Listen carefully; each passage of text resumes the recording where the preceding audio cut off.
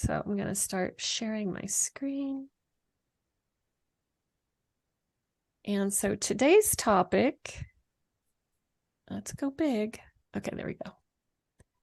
And somebody's here on the phone. Oh, hang on, Maggie. I think you're in the wrong deck. You think I am? Yep. Okay. All right. What makes I'll you think Slack, that? I'll Slack you the link. Okay. Thank you. Now that I have it open, I can share again. Okay.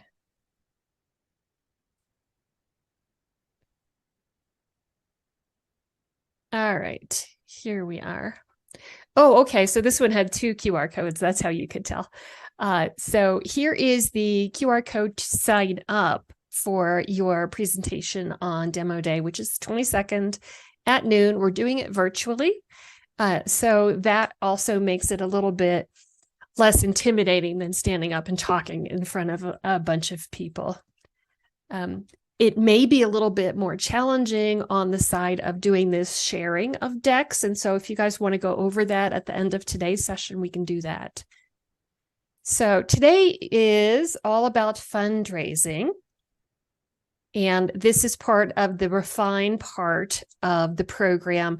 When we refine and reiterate. We just keep making things better, going over what we know so far.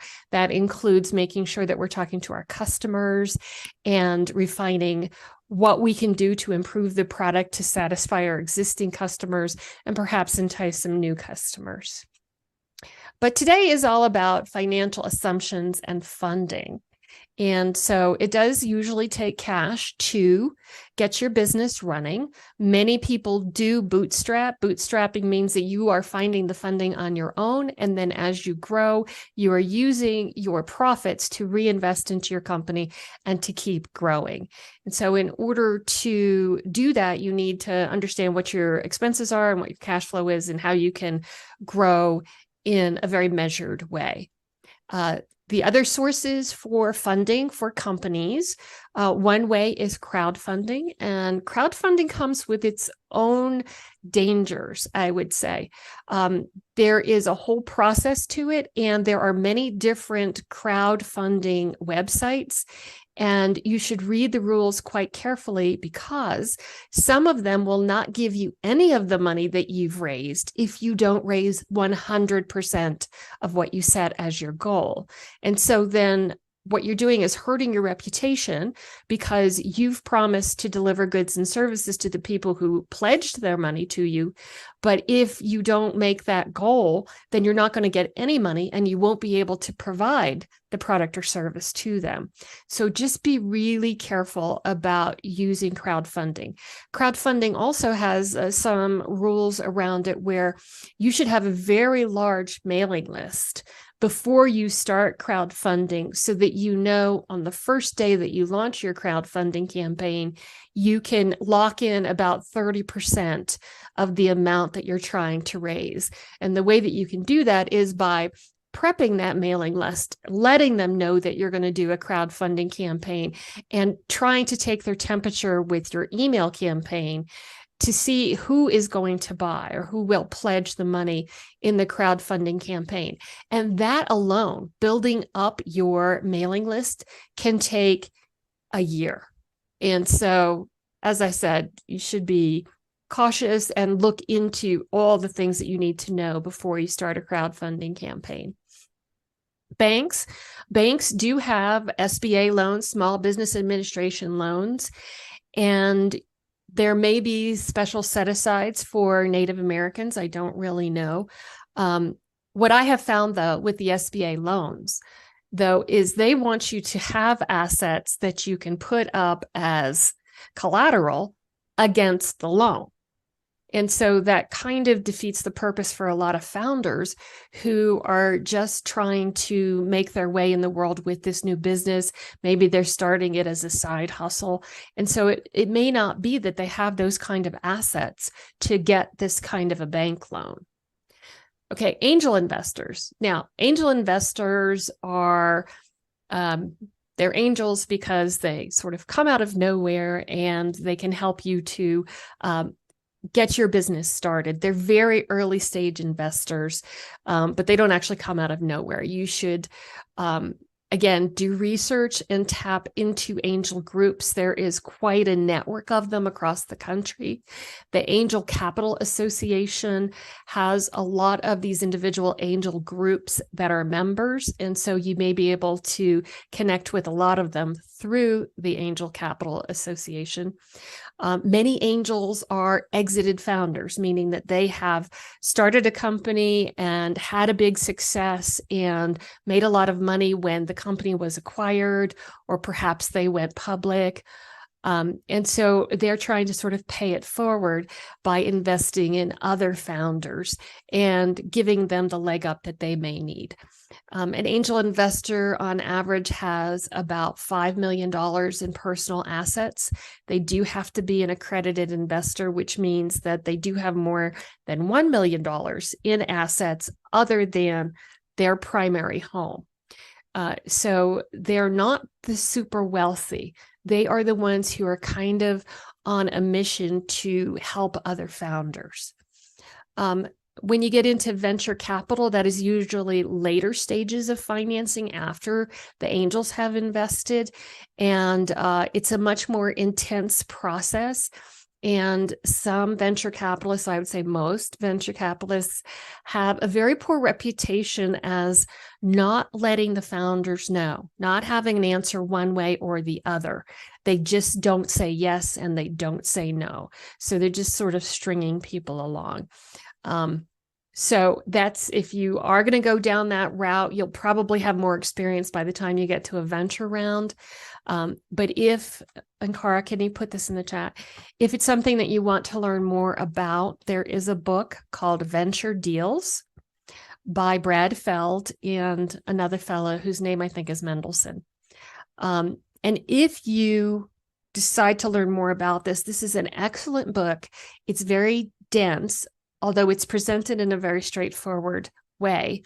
But there's just a lot of detail in there. And if you were able to read that book and absorb it, you would probably know more than your attorney does about venture deals. And so it's a really good resource for that purpose. Friends and family, they are usually, if you're not putting money into a company yourself, this is usually the first place where you will find funding for your project. They know you, they love you, they trust you, and they want to demonstrate that by helping you with some initial funding. If you plan to grow your company a lot, then this needs to be documented just as well as you would document investment from angel investors or a bank. So if Uncle Fred gives you $20,000 and says, don't worry about it, you should still record it and keep the information handy so that you know when he invested it, what the date was, and if there were any terms that he gave you, like, oh, you can pay me back in 10 years or pay me back whenever. And like, what kind of return is he expecting? Does Uncle Fred want to share in all of your profits till the end of time? Or does Uncle Fred say, oh, well, you can just pay me 8% interest whenever you pay me back? Something like that. So whatever terms you discuss with the friends and family, you should be recording them so that you know what you're on the hook for. All right. And then most companies start with people's own personal savings and maxing out their credit cards. It's not the best way to go, but there are many, many success stories from Silicon Valley where this is the case, where they started with their own personal savings and they maxed out their credit cards, and they had 4 different credit cards that they maxed out. But they had so much faith in what they were doing that's how they got started. Whoops, I think I went over one. All right. Changing assumptions. When you make changes, it's always a good idea to just change one thing at a time and then measure how it's working. So this is true of your product features. It's true of doing an email campaign. And it's true of kind of anything that you're going to do around your business so that you can figure out what thing works. If you change 3 things at one time, you may not know which thing was the trigger for success. And that's why it's just best to do one thing at a time. Okay, there are different phases of growth for companies, launch and startup. And just after you launch and you've got a product, maybe you start getting some sales, there's this thing called the valley of death, where you can die if you create a product that is so successful that you don't have the staff and the resources to supply your demand. You can actually be sort of forced out of business by having too many customers and trying to satisfy them. So that's when, if that starts to happen, that's when you should be seeking other funding, whether it's the bank or angel investors or letters of credit. You don't want to die when you've got a product that is good and people want. So that's launch and startup, and then there's growth. And so controlling growth, managing growth can be difficult. It's beyond the scope of this particular accelerator. But you can find lenders at each of these different stages of the business life cycle. And again, if you want to bootstrap and you want to be in control of your growth rate by only reinvesting your profits, then that is a safe way to do it. And it will cause less stress in your life. There is one other form of financing that I didn't mention in the last slide, and that is called revenue-based financing. With revenue-based financing, you are able to get a loan. It's not really a loan. It's an infusion of capital where there is a guaranteed return for the investors. And the investors will only invest if you have a company where you have regular sales. And so what they're going to do is infuse this capital for you so that you can expand, maybe open a second location, or you just want to break into a new market, a different area. And by having this infusion of cash, it enables you to build more product or to spend more on marketing. But if you already have sales, then you can enter into this revenue-based financing where there is a guaranteed return for the investors. It's either 2x, maybe 3x, between 2 and 3x usually. And what they do is they do not take any equity from your company, but they will look at your sales and they will take a certain percentage of your sales each month until you have gotten to this guaranteed return for them. So if it's a 2.5x return and you borrow $100,000 or you get this infusion of $100,000, then when you have paid back $250,000, you're done. And you haven't given away any of your company, and yet you got this infusion and it didn't hurt too much when you were paying back the investment because it was just a percentage of sales every month. The caution is that they are going to take the money right out of your account. You're going to have to agree to let them have that access to your account, have access to your sales, so they know what the percentage is that they're taking each month. And so it's a really trust-based relationship, but it's also a great way for a company that's already successful with sales, who is not going to be attractive to a venture capitalist because the growth is not explosive enough to satisfy them. But it's a great way for a company to be able to expand their business without giving away any of their equity. So that's revenue-based financing. One of the reasons it became popular is because there are angel investors, and when an angel makes an investment, they expect their payback to come in 7 to 10 years. So it's quite a long time frame because they're very early investors. And so when an angel investor gets to a certain age, let's say 75, they're no longer really candidates for angel investing because the time frame is too long. But this other revenue-based financing, where the payback is 3 to 5 years, that is something that they can kind of see their way clear to. And so there are funds where former angels are investing in these RBF funds that are looking at other sort of startup or well-established companies that just need this infusion of capital. And it gives them the thrill of the hunt, because I think that angel investors are risk takers, and they love looking at different businesses and helping them to grow. A lot of angel investors will advise the founders if they want it. Sometimes they don't want it. But that is one of the rewards that they receive for investing in early stage companies. As you mature, it's easier to get money from banks. If you're making money, they'll give you money. If you don't have any money, it's harder. All right, so when you are looking for funding, you should consider how much do you need, and you shouldn't go too far above what you need. How are you going to use the funds? Is it going to be for buying more inventory so that you can grow? If you're going to buy more for inventory, either you have a backlog of things that you need to build, or you're planning to spend more on marketing, and so you figure your demand for inventory is going to be higher. You should consider what it's going to cost you in terms of giving away equity or interest rates, or getting involved with an organization that may not align with your values. And then the consequences. If you do get a bank loan, are you putting your house on the line? What are the risks that you're taking if you are not able to pay back whatever investment you're doing? All righty.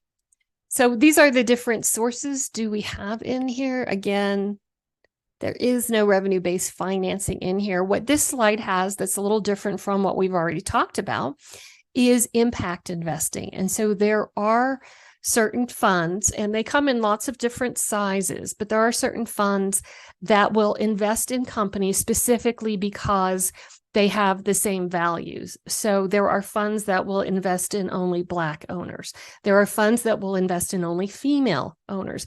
There are actually funds that will only invest in LGBTQ. I don't know if I've got them all right. So investors will gather together and create a thesis of what types of companies they will invest in. And they live by this thesis. So there could be investment funds that will only invest in software companies. There are some that specialize in consumer packaged goods. There are some that do this impact investing. So if you have climate tech product or energy types of things, they will invest in that. And if you are approaching investors and they turn you down many times, it's because whatever your company is doing does not actually match with their thesis. And so their thesis could also be, we only invest in software companies that are software as a service and they have revenue of at least X dollars. And so the thesis can be very specific.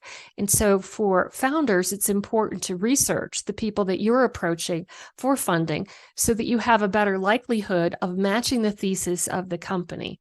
And even then, you're going to get a lot of no's. You're going to get 100 no's for every yes that you get.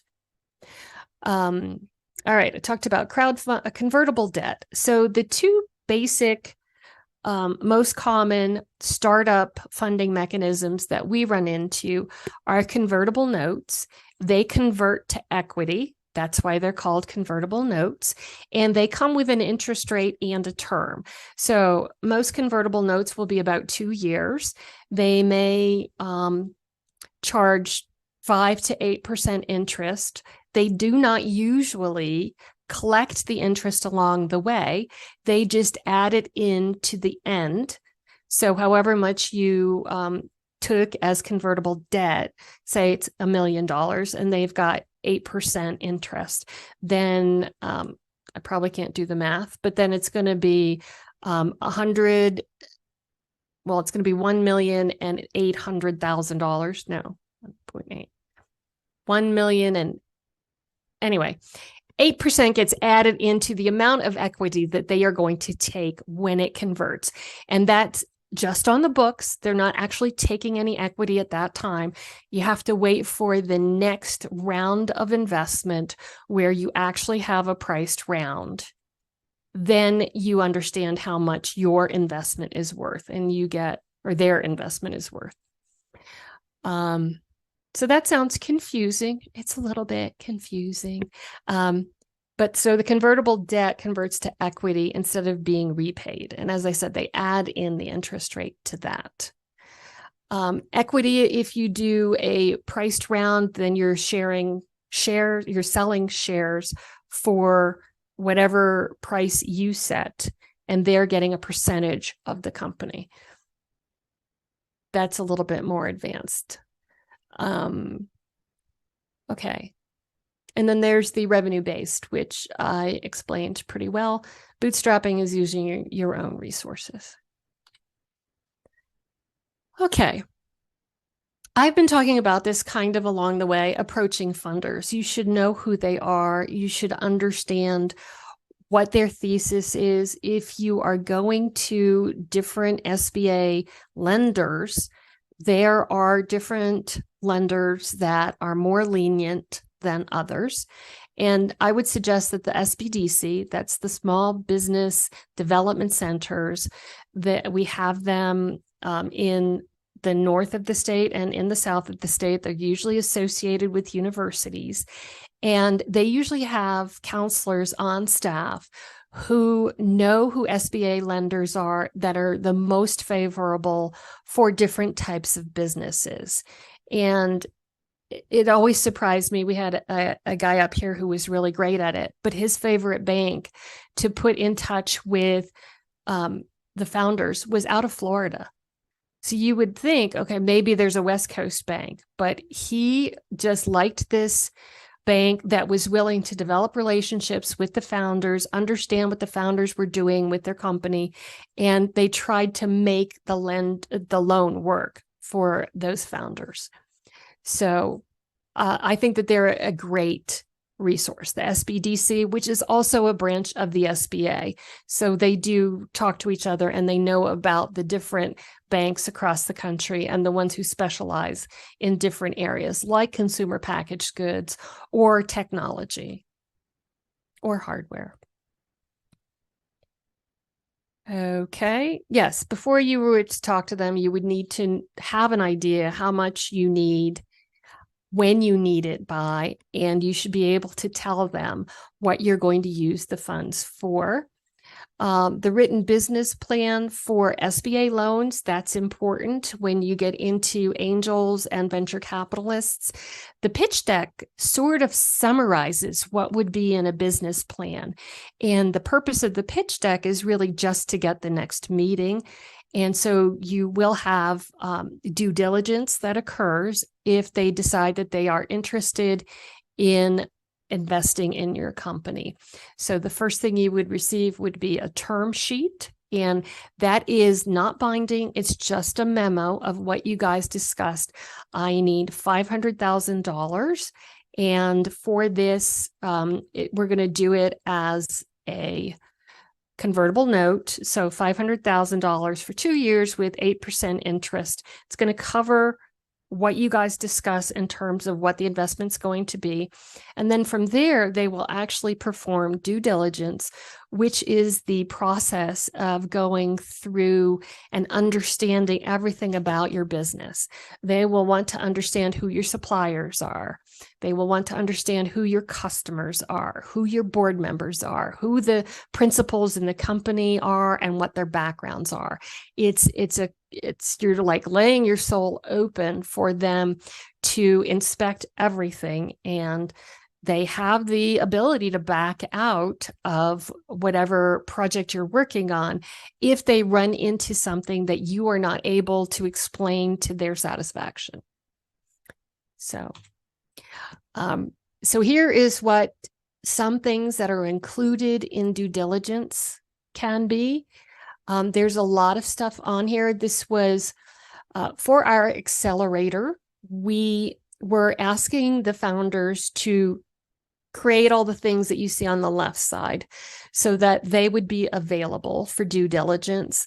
So having a website, having your social media set up, having a profile on AngelList or Gust, which is a website for companies to keep their information in one place, having an explainer video on what your company does, having a 1-minute pitch, a 10-minute pitch, and having a demo of your product. So those are all things that make it easier to find investors. They are not actually part of due diligence, but they are tools that you can use to find an investor. And then the rest of due diligence is a lot of information and document gathering, and then also interviewing board members, customers, suppliers, things like that. So on the right here, we have, trust me, there's more. On the right, we have your formation documents, okay? Are you a corporation? Are you an LLC? Do you have your business licenses? Who else are the co-founders? Do you have patents? And they will want the numbers and they will investigate them. The cap table is a capitalization table. And remember I said that if Uncle Fred is investing in you, you need to write down the day, how much, and what the terms are. That is the beginning of your cap table. So anytime you take investment or loan, you're going to put it into the capitalization table of all the people who are investing, lending, or giving you money. Let's see. Then there are different summaries that will be asked for by different groups at different times. Your 3 to 5 word summary is just something that you can pull out whenever you're at a party. People ask you, what do you do? So it's a very short summary of what the company does. The 100-word executive summary goes into a little bit more detail and should explain who your customers are. And then the 250-word executive summary would have some background on who the founders are, why the company was started, the market size, where you fit in with competitors. So you can fit a lot of information into a 250-word executive summary. They will want to see the backgrounds of the founders, and that's in terms of work history, but it also could include a credit check. Okay, and then here are all the company documents. The shareholder list, cap table, stock options. If you're planning to grow your company really large, and this is true for most tech companies, they're going to set aside a certain number of shares for employees so that they can attract people with stock shares. So they're betting on the success of the company. And in many cases, that enables them to lower the wages than industry standard. Not all the time, and not in these inflationary times. Right now, people are going to have to pay like the prevailing wage for software engineers, even if they have a fairly generous or a stock option plan at all. The physical assets, things that you own, financial plans and projections. Okay, so they're going to want to see what your current revenue is, who your customer list is, what your expenses are, and your cash flow projection, your revenue projection. If you have a roadmap for how you're going to improve your product over time, they're going to want to see that as well. They're going to want to try to understand everything about your business. And let's see, they'll ask for tax returns for the company for the last several years, any contracts, complaints, warranties, past litigation, all of that stuff will come up. Service agreements and contracts that you have with your vendors, and any other insurance, all of this stuff is going to come up. So we talked about having a term sheet. So they've offered a term sheet, you've signed the term sheet, then this due diligence begins. When we do our AngelNV conference, we get this done in 5 weeks. That's really fast. Many times due diligence can take about 3 months. Hopefully it's 2 months. That's the sweet spot. And so as you're planning to go out and do fundraising, you have to understand that you're going to get a lot of no's as you start this process.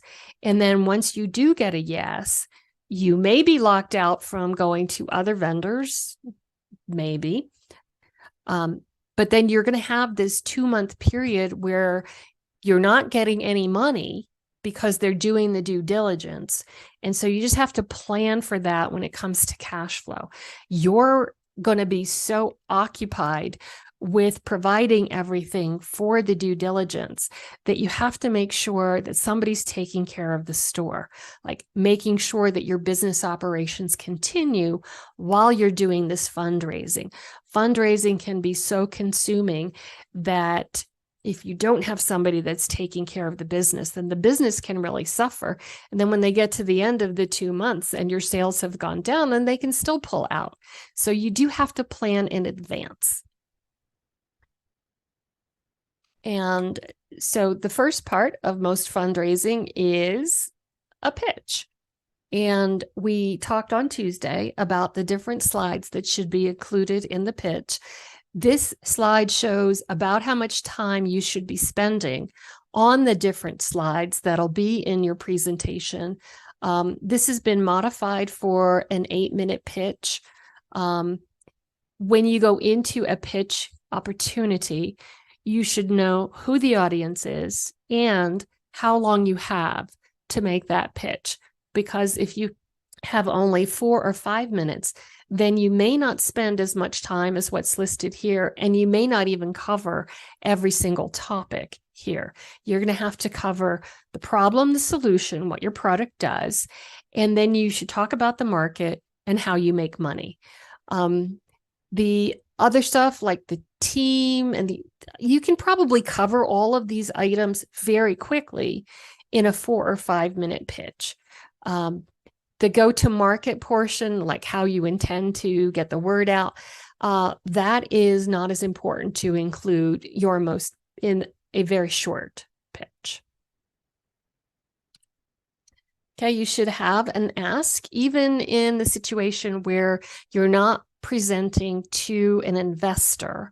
When you're presenting to an audience, then your ask can be, I really need connections with this type of supplier, or I really need to meet more people. I've seen lately several decks where people have come up with a product and they think they're going to sell it to school districts. That is a very tough sell. And so an ask could be, do you know anybody at the school districts that I might talk to, or legislators who are involved in ensuring that the curriculum is something that the state approves? You should always have an ask, even if it's just for them to try your product. Okay. And so we've got these QR codes, which I'll come back to. I'm going to show you another document that we actually use for our Angel NV conference. And this is one that we use. So, share. Sorry. So, Cara, are you seeing it? Yes, I see it. Okay. So this is, and are you now? Because it went to 2 pages wide. Yes, I can see it 2 pages wide. Okay. All right. So this is just an idea. Like I said, we get this due diligence done in 5 weeks. And all these questions that we have here, the founder is supposed to click in and start typing the answers. And if the founder makes it not bold, he'll fit more in there.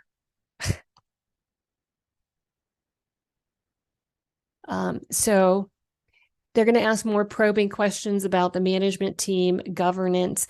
There are some businesses that are subject to regulation. And so in the due diligence process, they'll be asking about the compliance with those regulations. And if it's a pharmaceutical company or a medical device company, they'll ask what phase of approval they're in for the device. So it's quite extensive. And who's the corporate counsel, because they will feel free to contact them. the company structure, the tax returns, and they'll ask for copies of them, previous rounds of financing, and what the valuation was. So as you go out for venture financing, companies will be valued based on their sales and the prior investment terms.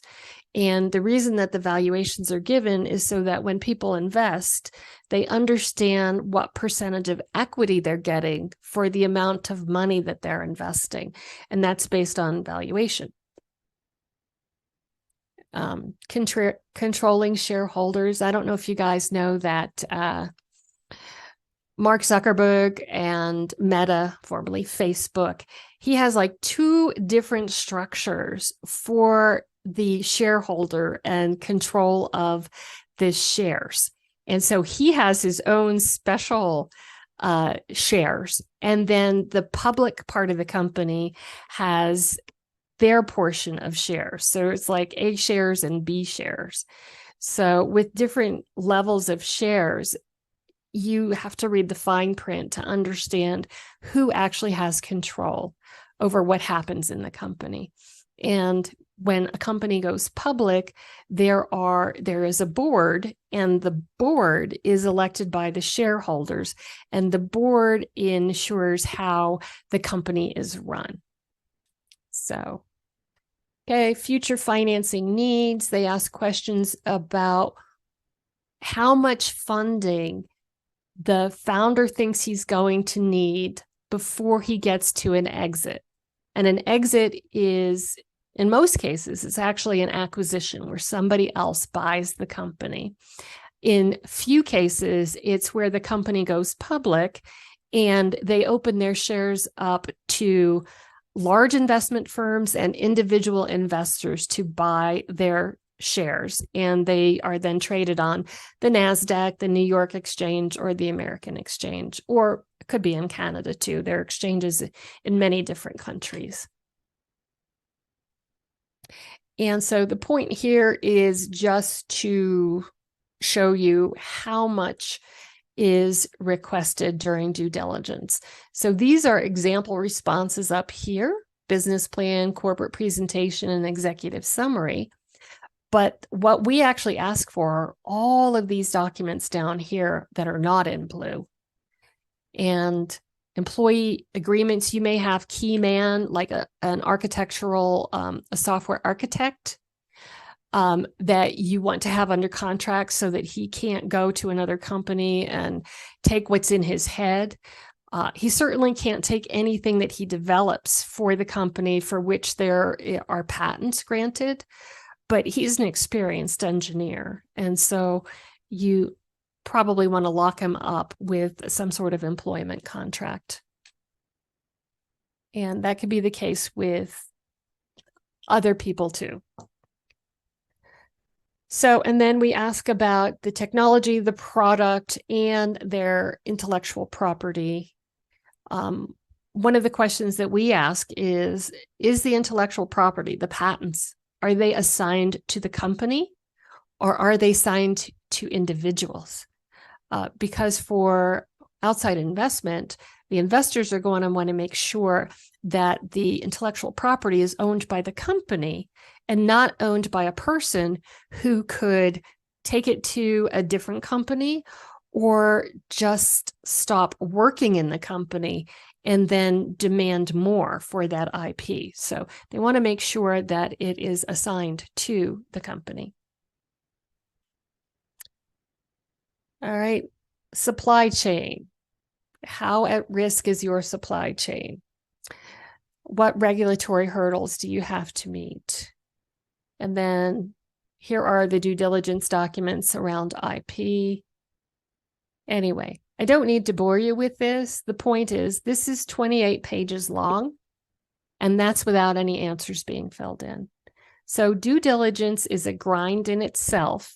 And as I said, it can be very distracting to the founders when this is going on. And so they have to ensure that somebody is still making sure the day-to-day operations, orders are fulfilled, parts are coming in for whatever it is you're building. So there has to be kind of a separation of duties during this fundraising process. Otherwise, the company can suffer. All right, I've talked nonstop for 45 minutes. So does anybody have any questions?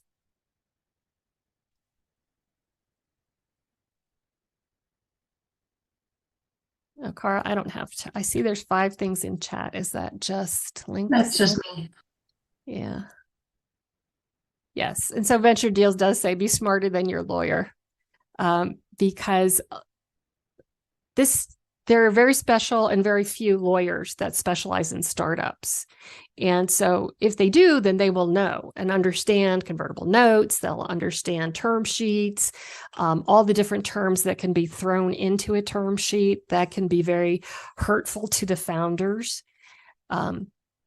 So if you're dealing with your regular lawyer, the lawyer that you use to help you set up your business, he may not be equipped when it comes time to do fundraising. All right, and Cara has added into the chat a time slot picking document for our demo day, which, as I said earlier, is going to be done exclusively online. Okay, Cara, I'm going to turn it over to you. I have nothing else to add. If you can please sign up for your demo day slot, what we'll do is we will send out the schedule and, we'll confirm that with you. That'll be a virtual demo day. It's a 7-minute presentation. No time for Q&A. So 7 minutes and then the next person. So we would love to see you sign up, invite anybody in your network, in your family, in your community that you would like to see you do the pitch. And I will make sure that you guys have a copy of the StartUpNV template slide deck so you can see what goes into a pitch deck. And if you want any feedback on that deck, you are welcome to send it to me and Maggie, and we can provide you any feedback before the demo day. Yeah, even if you want to do a practice run, just so you can get down your timing with the slides, we're happy to do that too. We will have time slots available. Like we'll give you some different times where we could get together one-on-one or 2-on-1, Cara and me and you, to do that kind of practice stuff. If you send your deck in, we'll send back written feedback.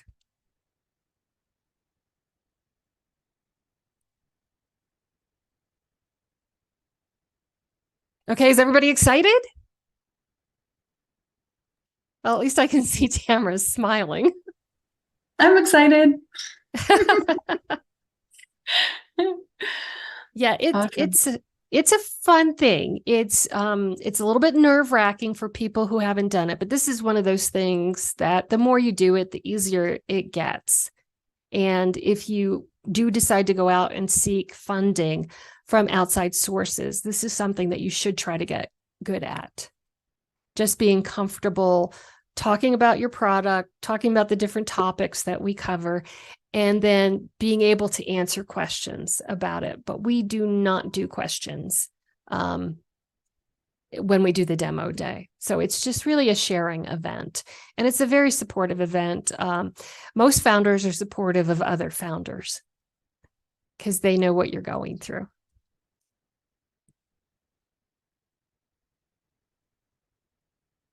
Okay. Cara, any last thoughts? No, I just want to thank you all so much for being a part of our first program. It's been really great to have you here, and we would welcome any feedback. Actually, we do have a post-event survey that I can send you, and I realize now we're not on the decks, and actually it's in my emails too, so I will email it to you guys after this. And so please provide any feedback so that we can improve this for future iterations of the program. And other than that. Oh, go ahead, yeah, Maggie. I was going to say, and we've really enjoyed it. We were hoping for more participants, but we're going to keep at it. We're going to keep doing it and hope that we have provided enough value that you would have good things to say to your fellow tribal members so that we can grow this program.